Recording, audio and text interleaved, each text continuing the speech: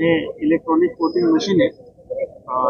ही control unit, याला VVPAT असं म्हणतात, आणि हे आहे बॅलेट युनिट।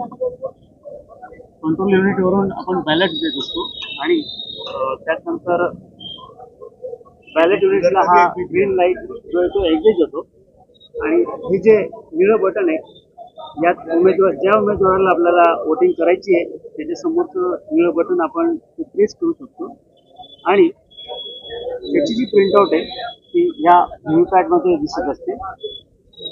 आणि नंतर प्रोसेस कंप्लीट झाल्यानंतर कंट्रोल युनिटला एक लॉंग बीप येत असते। ही प्रक्रिया दिवसभर चालू असते। सुरुवातीला वोटिंग होण्याच्या आधी यावर मॉकपोल होत असतो, यावर सर्व प्रतिनिधींच्या सह्या असतात की मशीन ओके आहे की नाही, ही बटणं ओके आहेत की नाही, त्याप्रमाणे मॉकपोलमध्ये याच्याप्रमाणे रिझल्ट आहे की नाही ते सर्व प्रतिनिधी पाहत असतात। त्यानंतर याला सील केलं जातं आणि मग वोटिंगची प्रक्रिया सुरू होते।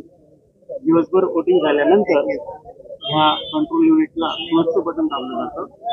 क्लोज बटन दाबल्यानंतर यावर कोणतीही वोटिंग होत नसते, याला सील केलं जातं। त्या सीलवर लोकप्रतिनिधींच्या सह्या असतात आणि त्यानंतर ते कंट्रोल युनिट आणि व्हीव्हीपॅट हे स्ट्रॉंग रूम मध्ये ठेवलं जातं, आणि ज्या दिवशी रिझल्ट असेल त्या दिवशी कंट्रोल युनिट काढून त्यावर रिझल्टचं बटन दाबून तो रिझल्ट डिस्प्ले होत असतो।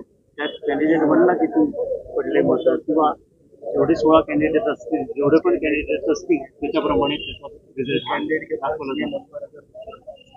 सर, अब तक जो राष्ट्रीय पार्टियां हैं उनके कोई प्रतिनिधि बड़े नेताओं ने आके इलेक्शन किया, देखा, बातचीत किया? हो, बरेच राजकीय आहेत। सकाळी काँग्रेसच्या अध्यक्षा आलेल्या होत्या, त्यांनाही मी हे समजून सांगितलं। त्यांनी पण त्यांची प्रतिक्रिया अगदी हे चांगलं आहे, सेफ आहे अशी दिली। त्यानंतर बरेच पत्रकारही आले, त्यांनाही हे माहिती पडलं की त्याची सेफ आहे आणि सिक्युअर आहे। त्यांचे जे प्रश्न होते त्याचाही आम्ही समाधान करण्याचा पुरेपूर प्रयत्न केला। यंत्रणामध्ये मतदान चालू असताना त्याच्यामध्ये काही बिघाड आल्यानंतर किती तासानंतर चालू होतात, किती वेळ लागतो त्याला? कारण बरेच जागेवर यंत्रणा तुमची बंद असतात, कधी कधी बंद होऊन जातात, तर त्यामध्ये मतदान करणारे रांगा उभ्या असतात। जनतेचे संध्याकाळपासून रात्रभर 8 वाजेपर्यंत मतदान चालू असतात। हे बंद असल्यामुळे काय पर्याय दुसरं? मी आता सध्या ईव्हीएमच्या या अवेअरनेस प्रोग्राम विषयी बोलत होतो, आणि हे कंट्रोल युनिट हे वर्क कसं करतो त्याविषयी बोलत होतो।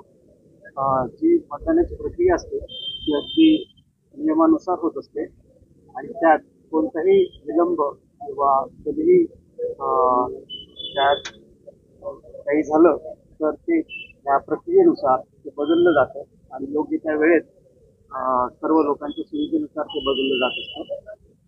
यात कोणतीही दिरंगाई किंवा काही होत नसतं। ही मशीन बंद झाली तर त्याच जागेवर दुसरी मशीन लावण्यासाठी कोणकोणत्या अधिकाऱ्याची परवानगी लागते?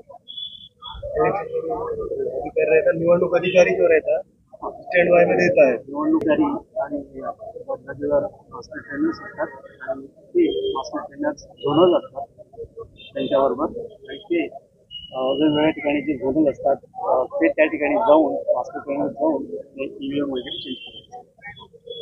चला जा इस प्रकार से चला जा, ऐसे ही चला जा रहा है। मोबाइल वैन दिए गए पूरे, नहीं जैसा अपन पोलिंग बूथ करते हैं, जहाँ वोट डालते हैं वहाँ पर ये पोलिंग बूथ वगैरह नहीं है। हर जगह उन्होंने मोबाइल वैन्स की सुविधा करी है। बराबर, वो मोबाइल वैन सुविधा में जैसे हम ये सेटअप है, ऐसे सेटअप पूरा वो वैन में अलग अलग वार्ड होता है। अभी आज का एक अपने पास उसका तो मेरे को कन्फर्म मालूम है, देवगिरी कॉलेज के पास एक चालू है। कल जो है तो अपना सर सुबह अहमदाबाद के पास माड़ीवाड़ा पूरे शहर में चालू है, नहीं पूरे औरंगाबाद तालुके तालुका हरीश का प्रोग्राम